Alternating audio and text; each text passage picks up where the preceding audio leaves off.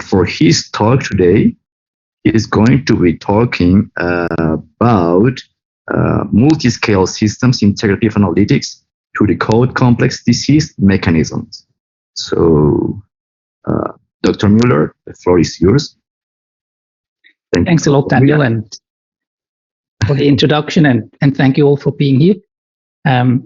For the graduate students here, I can just share the following. It is always the case that I'm nervous giving a talk, so if you feel nervous giving a talk, don't think it will get any easier as you get to my age. So without further ado, let me just share the screen and jump into the talk.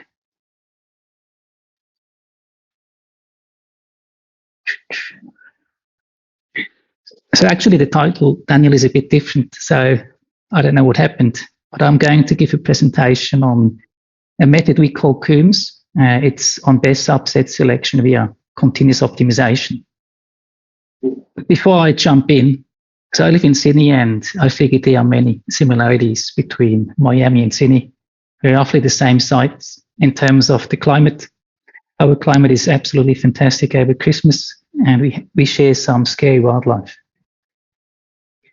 The team of this project consists of 4 people, so all in my school.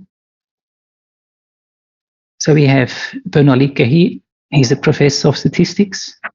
And then this guy here is Sharad Mokka. He actually drove this project and is to credit for many of the great things in the project.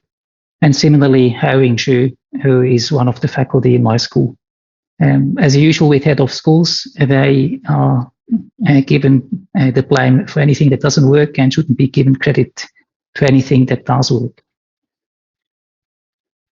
I have a couple of ways to convey the take-home message. Sort of a philosophical way to explain what is going to happen is as follows, a quote from Mitsona and Lee Wyo. If you work hard, you will earn good rewards. If you work smart, you will earn great rewards. Work hard and work smart, and you will earn extraordinary rewards.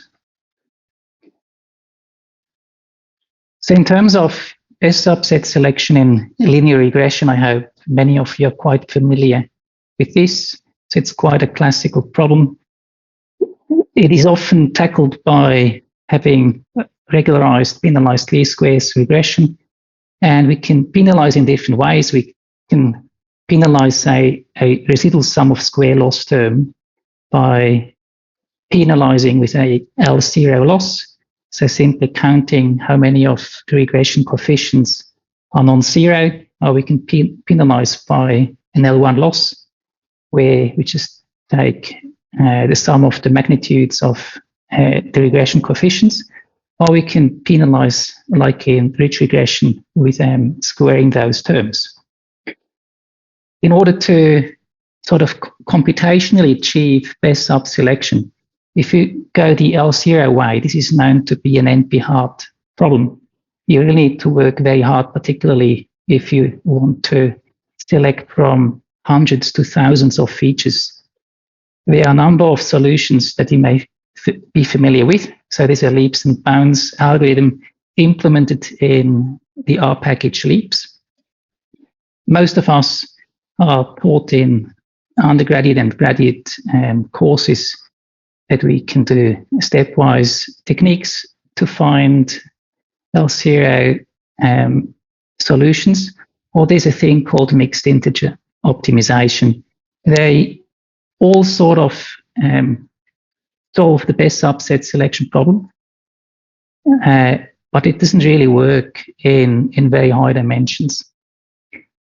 In terms of L1 penalization, we can, of course, use a lasso regression, but we do know that as you run a lasso, the models popping up on the lasso solution path, they often do not contain the overall optimum model in terms of having the smallest L0 penalized residual sum of square term, because we penalize with a L1 regularizer.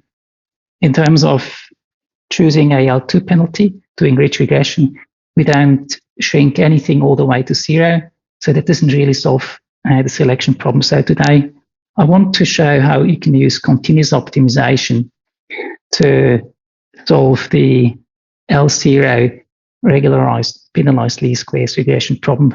And hopefully by the end of the talk, you're convinced that even if P is very large, this actually gets very close to the overall global optimum.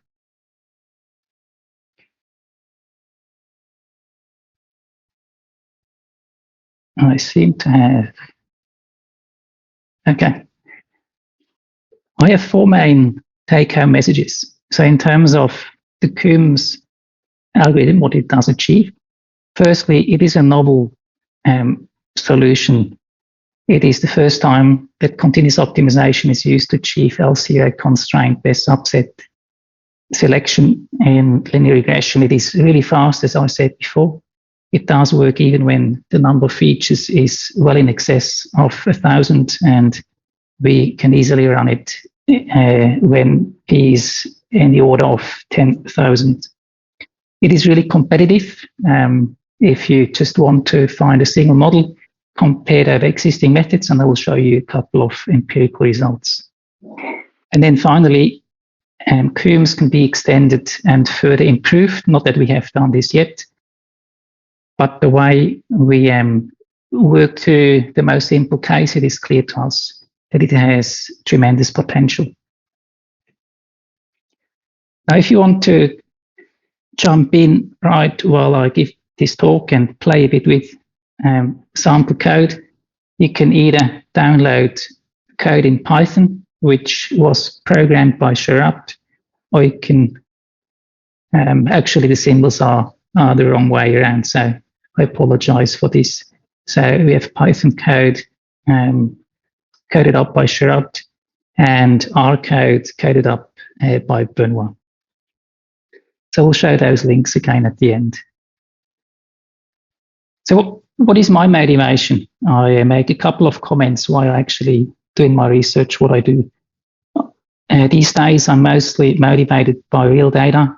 I work sort of in health data, a lot of cancer data, and often the data that is given to me is multi-platform data. So there's clinical data, omics data, protein data, sometimes brain imaging data, and there is a need to select important information blocks or columns in these different matrices.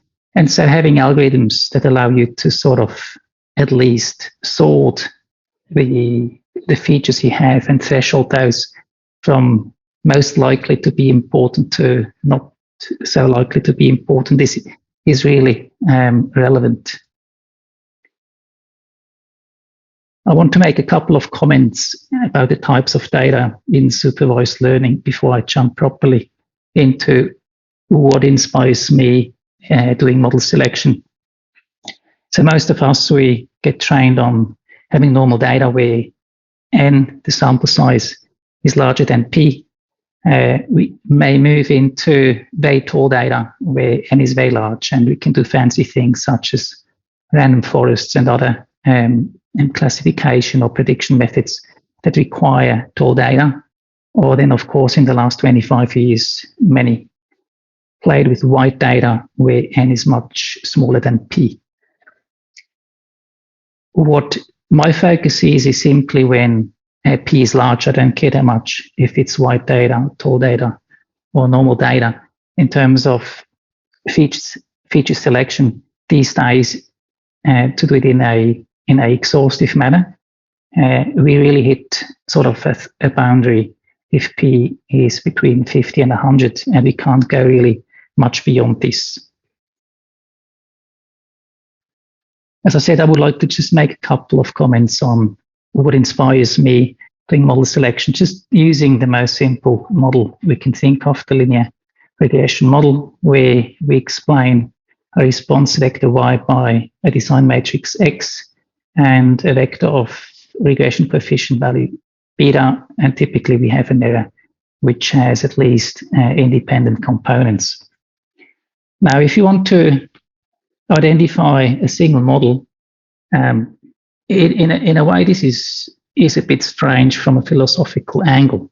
So we know if we say there's a single best model and we use an algorithm to identify it, there is always uncertainty attached to it. I like this quote by Voltaire: "Doubt is not a pleasant mental state, but certainty is a ridiculous one." And we need to navigate that tension between providing a single model and also being clear on the error that goes with such a model we choose. On the other hand, clinicians, practitioners, they often don't care about these subtle and really important things. They have a need in the end to go with a single model. Now, in order to select variables, we can do this using in many different ways. There are a myriad of variable selection methods. So we often work with residual sum of square terms, or equivalently somehow with log likelihood terms. We may use resampling and or cross-validation to get sort of a handle on what variables may or may not be important. But there are many questions, and to these questions here, there may or may not be satisfactory answers. So how to practically select models is an ongoing question, and different people, of course, do it differently. How do we cope with an increasing number of variables? And do we even adjust for those in our theoretical treatment? How can we visualize the model building process? And this question is a question I reflected upon for many years, and I've written a number of articles and have a couple of solutions that provide visualization methods in the space of model selection. How do we assess the stability of a selected model? I often use resampling approaches to understand, is what we conclude, would that stay even if the data would change just a tiny bit? And there are many further aspects. So the other day, just over a week ago, I saw this on my Twitter feed. Jack Wilkinson tweeted it's 2022, and people are still feeding variables into stepwise selection procedure, interpreting the coefficients in the final model and calling it a research study. Stay safe out there. Stephen Sen, who is also a fellow Swiss, is very vocal on Twitter and quite a famous biostatistician, said stepwise regression, many steps, yes, but wise. But reality is that this is done in practice, and it is also done particularly when the number of variables is very large. So in the next couple of minutes, I'm going to just give a review on information criteria that have this basic form, where there's a loss component plus a penalty component. The loss component is to find, given a set number of features, the best subset of features of a given size, whereas the penalty is often used to find among those best subsets of size k, say, across many values of k, a empirically global optimum. So the challenge is, given k less than p, what k variables give smallest loss?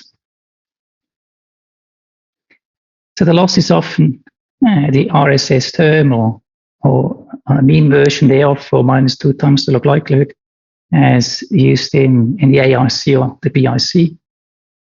In terms of the penalty, again, the role is to identify optimal models from best models of size k, where k may vary all the way to p, but typically when p is very large, you would not allow k to vary all the way up to p. You would sort of keep it below a certain value, say less than 100 or less than 200. So the penalty is often of the form a tuning parameter lambda called the penalty multiplier times the number of parameters. So if you count the number of parameters, this is just doing the L0 loss on your regression parameters. And for example, we can choose lambda to be 2. So the penalty becomes 2k. That is the ARC penalty, or log n, where lambda depends on the sample size, and we get the BIC penalty. So I'm going to focus now on the loss. So the challenge is, given k less than p, what k variables give smallest loss?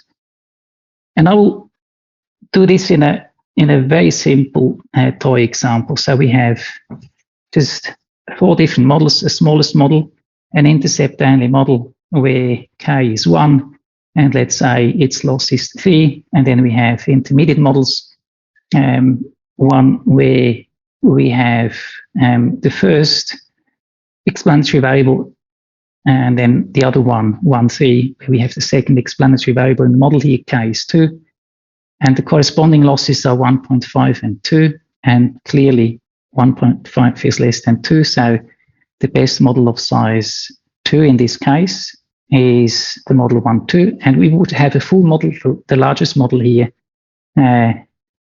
just showing the indices 1, 2, 3, the dimension is 3, and its loss would be 0.5.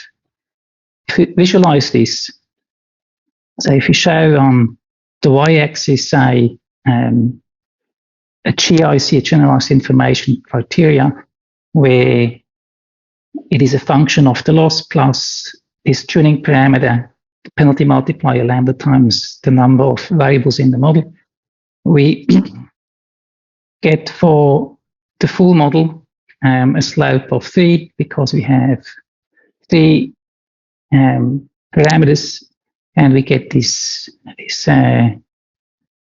line here. Same for the best model of size 2, and then for the smallest model. So this is the total overview of all possible values. And what we typically do is we fix lambda. So say lambda is 2, and then you go up and say, look, this is the best model, the second best, the third best, and the fourth best. So you'll pick this one here, the full model. And as lambda changes and grows, we notice that we first choose a model of size 3, then we choose a model of size 2 for quite some time, and then at some point the smallest model. So clearly, as lambda varies, we get models of different sizes, and I call models popping up that are optimal for a particular given value of lambda a model that is part of a solution path. So here in this case, we get the solution path, which is consisting of the models 1, 1, 2, 1, 2, 3. So COMBSS is novel. It's the first time continuous optimization is used to achieve L0 constraint best subset selection problem in linear regression. So what COMBSS does, it returns for a set or a sequence of lambda values, at least partially sets from the optimal solution path. And there are some numerical imperfections, and I may make some comments what those are if I have time. So the way COMBSS works, we have a L0 regularization going on the betas. So if beta is the vector minus 4, 0, and 7, and then this L0 loss would calculate to 2. So first I'll show you, just using real data, how COMBSS performs. So using the body fat data from the mplot package, a package that Garth Tarr, Alan Welsh, and I developed to visualize a lot of information around model selection. So it has a row identifier, which is not part of the selection at all. It has a response that is body fat, and then a total of 13 explanatory variables. So let's say if we pick neck, so the circumference of the neck of our waistline, of the hip. And just visualize those, we can see that these variables are highly correlated. It's quite a rich correlation structure. But I just want to introduce a little bit of notation because we need this later. So if we index the columns of X by 1 to P, and we denote by S the binary vector that selects columns of X, so giving us a submatrix with as many columns as we have ones in the binary vector S. We denote this by X sub bracket S. So it's a matrix in N, and just counting how many ones. So the best subset selection problem solves the following. So we want to minimize a residual sum of square terms subject to the L0 loss on the regression coefficients to be equal to, say, K. If we do it in the traditional way, we would subset our design matrix X. We would pick, say those three features.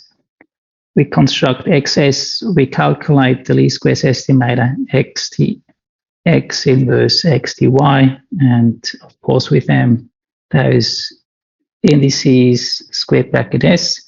And then we solve, going through all possible combinations of S in consisting of values 0 and 1 only, where we keep the number of ones constant. So this is a NP-hard problem. And this is currently limited if you want to solve this for K's in sort of, the range of 100 to 500 max, really, if you just solve it for 1K.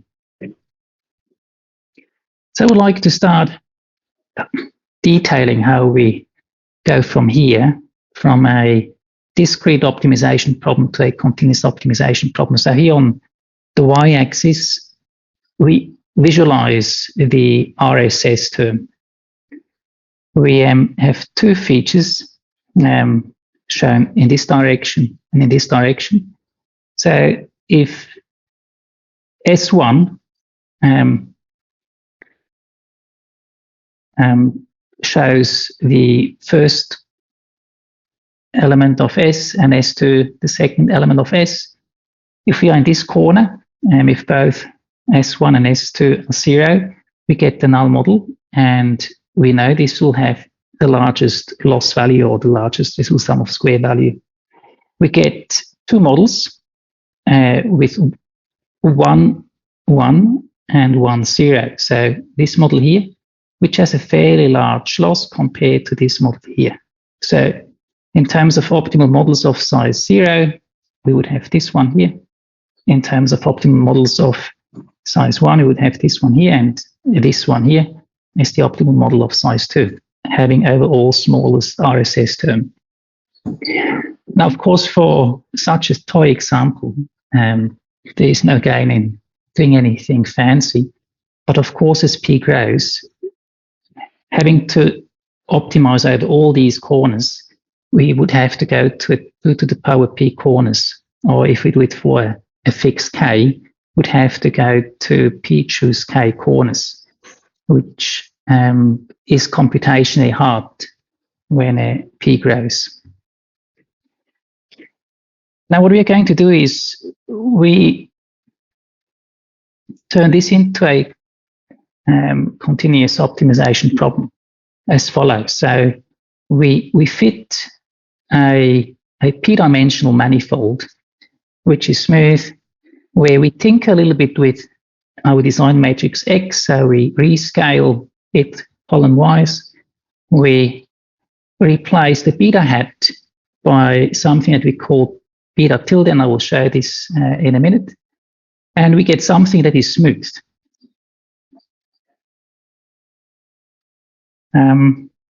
So if we show here in the top right corner exactly this function here without any additional regularization, we get such a p-dimensional manifold, and we can see that this largest model here would be the global minimum. If we start penalizing this thing here, say by 2 times the L1 loss of t, where t is now a value in the hypercube, which can be any value, which is not necessarily in a corner. So if we penalize this by 2 times the L1 loss of t, this manifold changes a little bit, and in this case here we get a different corner, which is a minimum, which happens to be the first S being 1 and the second S being 0. If we penalize more, the shape changes further, and we have the smallest model as the overall optimum. So where's the magic? So instead of considering S as one of those discrete corners, let's consider T in the hypercube 0, 1 at P. We define xt to be x times the diagonal matrix of T. So essentially, we rescale all the columns of x by a number between 0 and 1, and we solve for T respectively for beta tilde T in the penalized continuous optimization problem, where we have a box constraint, meaning all the T's are in this hypercube. So how is beta tilde defined? So we fix some delta, and we choose this to be n in order to keep this term here roughly of the same order as the elements of this term here. We then change the least squares estimator in a way so that in the corners we get exactly the least squares estimators, and in between we get something that is smooth. So if this is 1, we subtract 1, we get 0. So in any corner where we select one of the features, the least squares estimate is going to coincide with beta tilde. So beta tilde is defined pretty much like the least squares estimator, but with this additional correction term.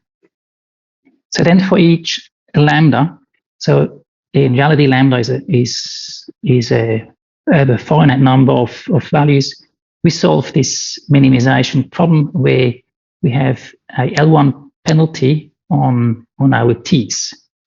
And then if you say any gradient descent method to optimize, may not necessarily converge all the way to a corner. So we could simply threshold when the algorithm stops in a way, if any of the T's is larger than 0.5, we select the feature. If any of the coefficients is less than 0.5, we then select the coefficient.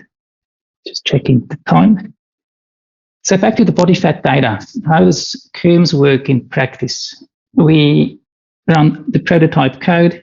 If we choose as the initial value in the hypercube all the T's to be 0.5, we get this following solution path. If k is 1, we choose apto. If k is 2, we choose apto and weight. And say if k is 8, we choose wrist for hip, apto, neck, height, and weight. So I've red boxed those thigh and wrist information because I want to compare the solution path using COMBSS with what we get using leaps. Here in this case, leaps runs because p is still less than 30. So you can see that we don't pick wrist using COMBSS. So we do pick wrist using COMBSS, but not using leaps. And we don't pick thigh using COMBSS, but we do with leaps. So other than that, the entire solution path is essentially the same. Now, you get this for an initial TJ value. All the 13 TJ values are 0.5.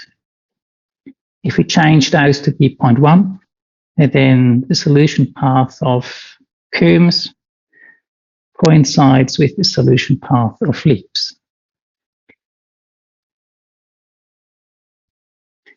Now, this was for a very low dimensional situation. Now I push it to a much harder problem. So here I show an example where the total number of features is 11,010. We have 10 active variables, the first 10, ranging in order of magnitude all the way from 10, 9 to 1.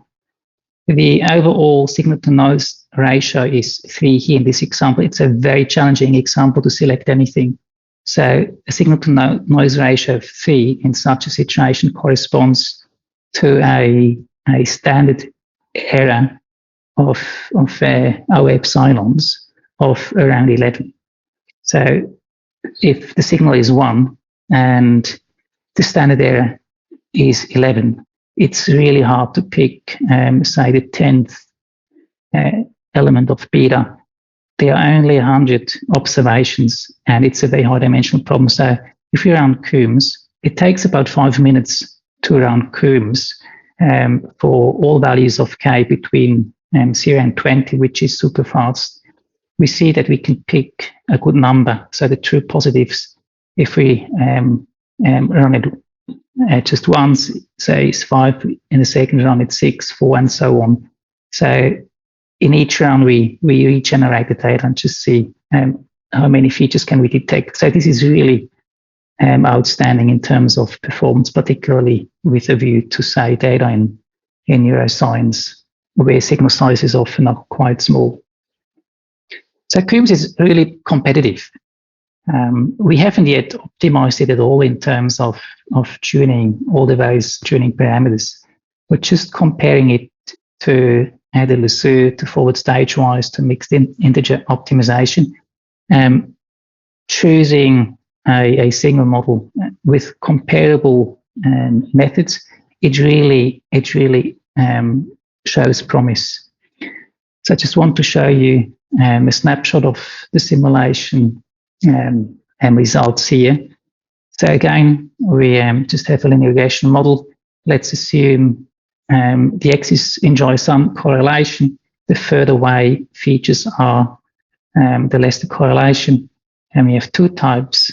Type 1, where the non-zero beta values are equally spaced. So this is sort of an independent case with some modest correlation between relevant variables.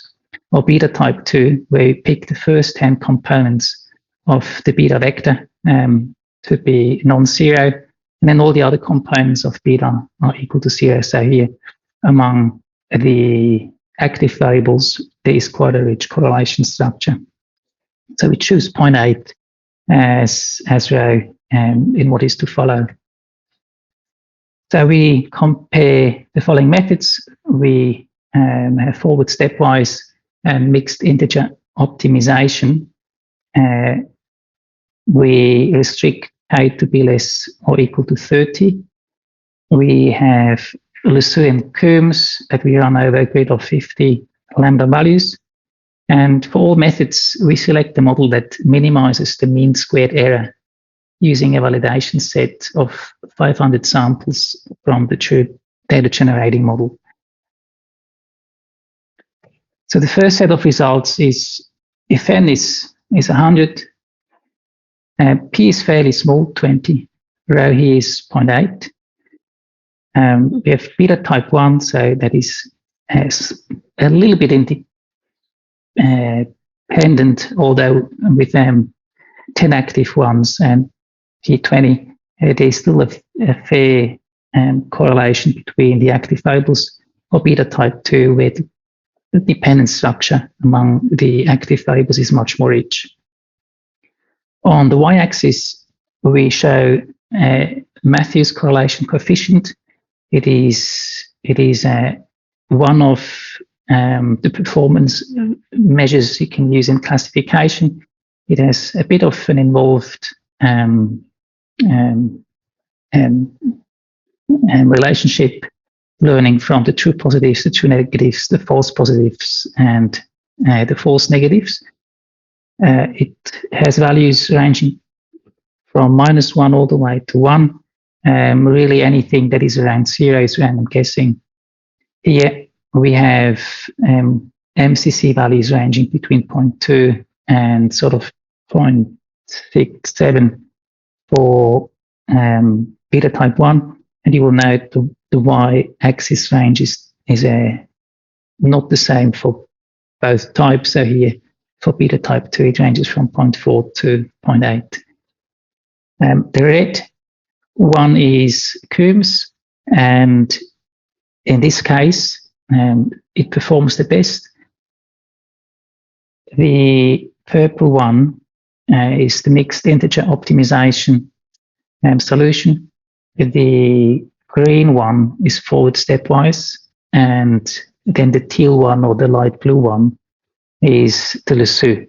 So in terms of using the MCC as a performance measure, here, if you just choose a single model using COMBSS, where we choose the model with the smallest mean squared error, and we use the same selection criteria for all methods, and clearly there's promise that COMBSS can do really well. Now, this is not optimal at all. It's just giving at least one case where there is a lot of promise. Now, if you have a very much increased P, so instead of 20, we have 1,000, and we run the same thing again. We observe that COMBSS still is competitive. In this case here, for beta type 1s, the performance of the Lussu is a bit poor compared to the other three. For beta type 2, using COMBSS, again, clearly is improved compared to the other methods considered here. But these empirical results just serve to motivate or to show there is a lot of promise in COMBSS, but future work will show in what way we can optimally tune and more fairly compare with existing methods. But in terms of time it takes to compute, COMBSS is just an order of magnitude faster than all competitors, of course, except forward stepwise, which is often not the way to go. So to recap, comparing what COMBSS achieves over doing the exact subset selection problem, where we would need to go to all 2 to the p corners, calculate the least squares estimate, and then find for each k that selection of k features that overall minimize the RSS term, which is an NP-hard problem. Then once we have those best models for every k, we would then select the single best such subset using a criterion such as the AIC, the BIC, or a prediction error, as just in the empirical results shown a few minutes ago. COMBSS really frames this as a continuous optimization problem. The magic happens in here, where we tinker with design matrix X. We rescale each column of the x's with a scalar t, which is between 0 and 1. So t is in this hypercube. If t is 1, this is equivalent to selecting a column. If t is exactly 0, it is the equivalent of not selecting a column. And for every t in between, it is sort of a compromise. We reach that thing, so the XDX matrix, with this term delta. In our empirical research, we chose it to be n, and we have some theoretical justification in the preprint that explains why this should be of order n. And then we have this term here that ensures that at the corners, beta tilde t coincides with the least squares estimator. And then we solve for every or for each lambda on the grid, that we choose this L1 minimization problem, where this L1 term achieves the same as an L0 penalization in this exhaustive exact problem. So a couple of take-home messages. So the last one is we feel COMBSS can be extended and further improved. There are many avenues we currently explore, so we can learn much more from the COMBSS iterations. As I said very briefly, we run gradient descent methods, and as you go towards a corner, you can actually store all the p-values and figuring out ways to learn more on what happens as we work our way towards one of the corners is something that has a lot of promise, and we use it also to improve overall performance.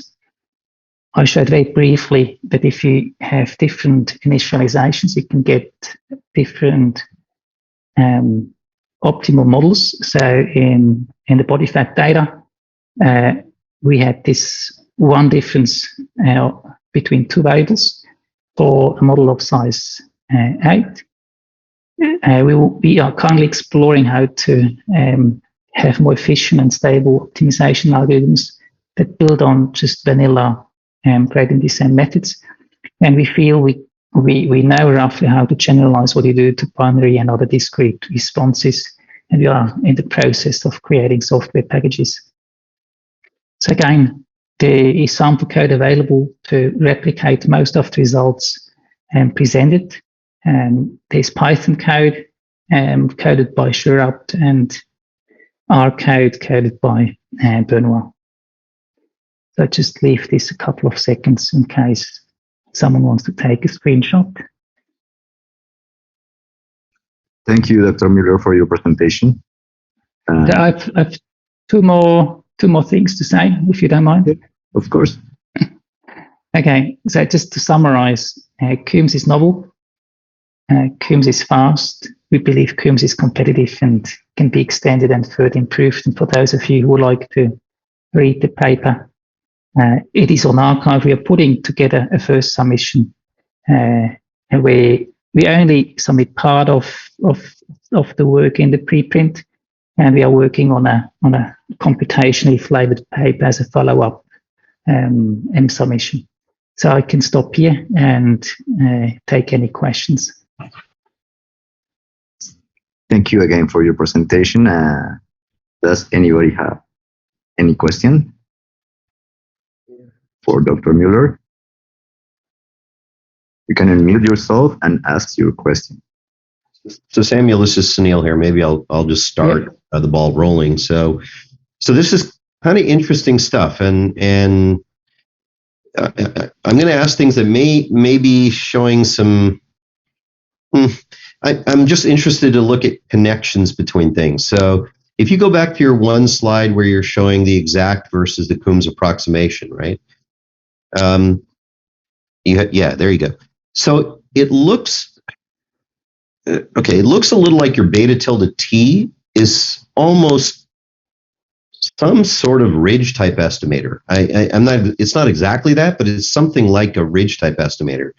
And then you're plugging that in and then doing a lasso type penalty. Again, I don't want to confuse the X's with the T's and so on, but is there some connection to elastic net type of things that are going on here?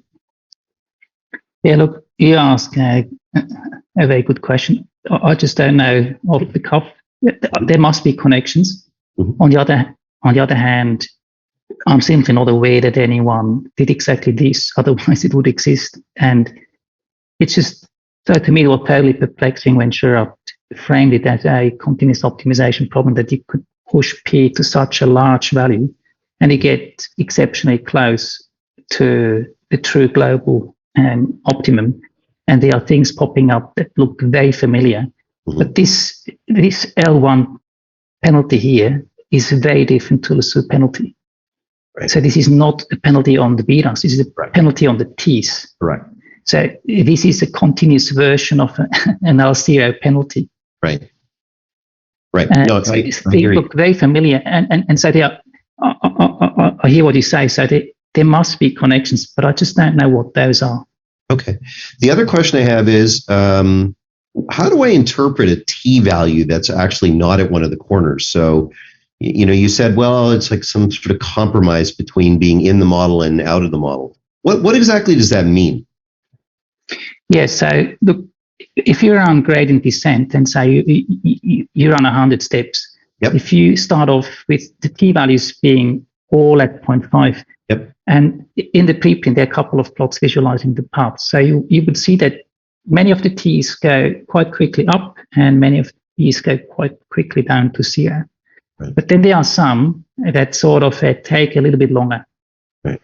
And understanding how many iterations you need to run so that you eventually reach a corner, I don't know.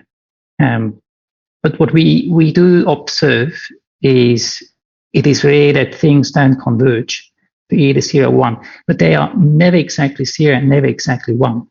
Right. But they are very close.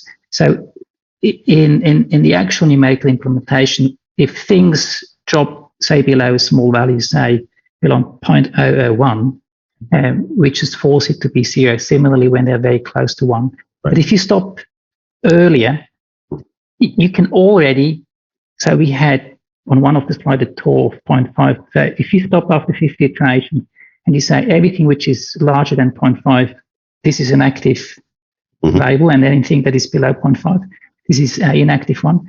The performance of such a threshold is actually pretty remarkable. And so this interplay of how many iterations you need to run, where the computational cost for COMBSS really is, or can we actually stop earlier, just understanding, in what way go to those EJs change. That is ongoing exploratory work we do. Okay. I mean, it has a slight flavor of, again, as I said, there seems to be these interesting connection points. It feels to me a little like you can use it as an inclusion probability the way we do with Bayesian variable selection, and there's some sort of connection here. I also see it as, when you say partially in, partially out, you start thinking about some of these LAR type algorithms that add a portion of a variable in at each step until you reach some sort of a crux point, and then you can get the lasso approximation to that. It feels like, again, there's some interesting connection there. So very, very cool idea. I'll let other people speak up, but as you can see, I find these connection points are also what could be really cool here. Yep. Thank you very much, Sanu. I mean, we are secretly hoping having this as a discussion paper for JRSSB. But let's see. Yeah. We can always hope. Good luck. Yeah.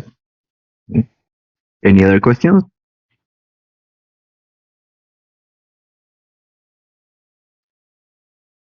If you want, you can unmute yourself and ask your question. Okay, so if there are no more questions, let's please thank again Dr. Mueller for his presentation. Thank you. Daniel, let me ask Sam one more question. And Okay.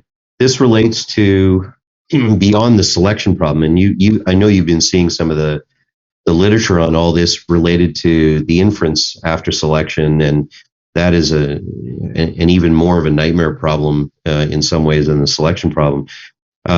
You're smoothing, in a way, you're smoothing out what looks to be a real originally discrete problem, right? And usually when you smooth things out, you tend to get better properties of your estimators. And so I'm wondering whether your COMBSS approximation, whether you might actually get some better inferential procedures coming out down the road. I know it's not part of your work right now, but I wonder whether the fact that you've got this smooth version going on actually will give you some gains in the way that you get variance estimates post-selection and so on. So my gut feeling is there is no gain, because in the corners, Mhm. the smooth version coincides with the discrete Okay. problem, and we end up in a corner. Mhm. And I think the theoretical properties go with the corner. Okay. They don't go in this case with the smoothing. Okay. But I would need a bit more time to reflect on your question. Wonderful. Okay.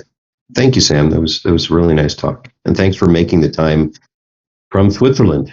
That's it. Yeah, pleasure. And look, for anyone here, if you're ever in Australia,